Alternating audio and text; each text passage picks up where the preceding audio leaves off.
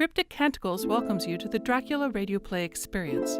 Sit back, relax, and enjoy this full audio performance of Bram Stoker's masterpiece, released chronologically by entry date. Dr. Seward's Diary, 11 September. This afternoon I went over to Helsing, found Van Helsing in excellent spirits, and Lucy much better. Shortly after I had arrived, a big parcel from abroad came for the professor. He opened it with much impressment, assumed, of course, and showed a great bundle of white flowers. These are for you, Miss Lucy. For me? Oh, Dr. Van Helsing. Yes, my dear, but not for you to play this. These are medicines. Here Lucy made a wry face. Nay, but they are not to take in a decoction or in nauseous form, so you need not snub that so charming nose, or I shall point out to my friend Arthur what woes he may have to endure in seeing so much beauty that he so loves so much distort. My pretty miss, that bring the so nice nose all straight again. This is medicinal, but you do not know how. I put him in your window, and I make a pretty wreath, and hang him round your neck, so you sleep well. Oh, yes, they like the lotus flower make your trouble forgotten. It smells so like the waters of Lethe, and of that fountain of youth that the conquistadores sought for in the Floridas, and find him all too late. Whilst he was speaking, Lucy had been examining the flowers and smelling them. Now she threw them down, saying, with half laughter and half disgust, Oh, Professor, I believe you are only putting up a joke on me. Why, these flowers are only common garlic. To my surprise, Van Helsing rose up and said with all his sternness, his iron jaw set and his bushy eyebrows meeting, No trifling with me. I never jest. There is grim purpose in what I do, and I warn you that you do not thwart me. Take care, for the sake of others, if not for your own. Then seeing poor Lucy scared, as she might well be, he went on more gently. Oh, little miss, my dear, do not fear me.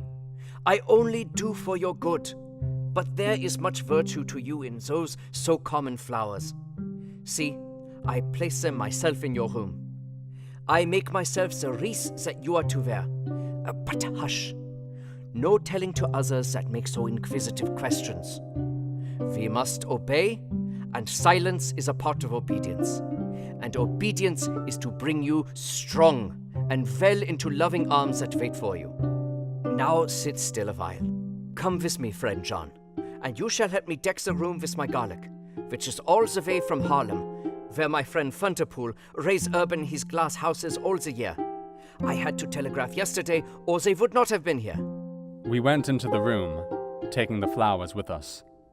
The professor's actions were certainly odd, and not to be found in any pharmacopoeia that I ever heard of.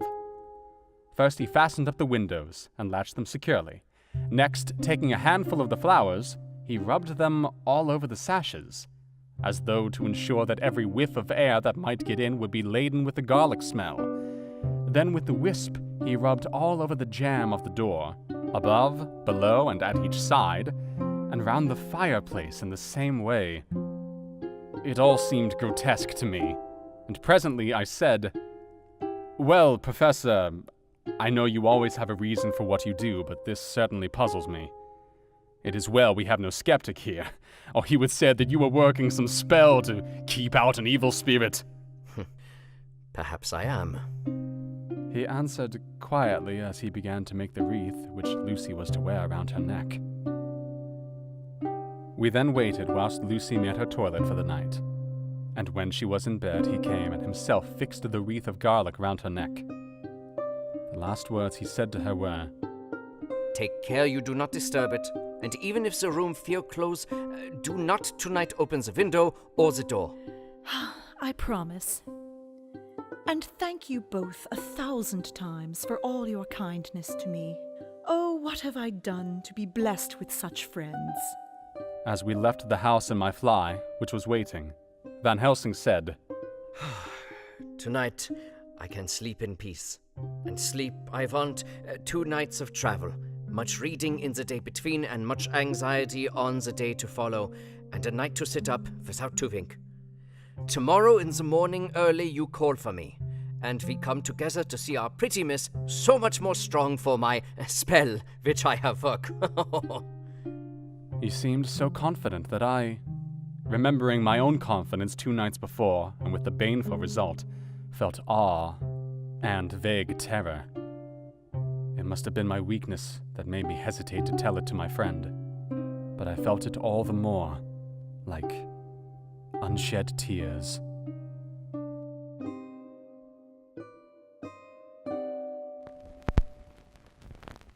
You have been listening to Bram Stoker's Dracula, the radio play, as presented by the Cryptic Canticles. Stay tuned for our next episode at crypticcanticles.com.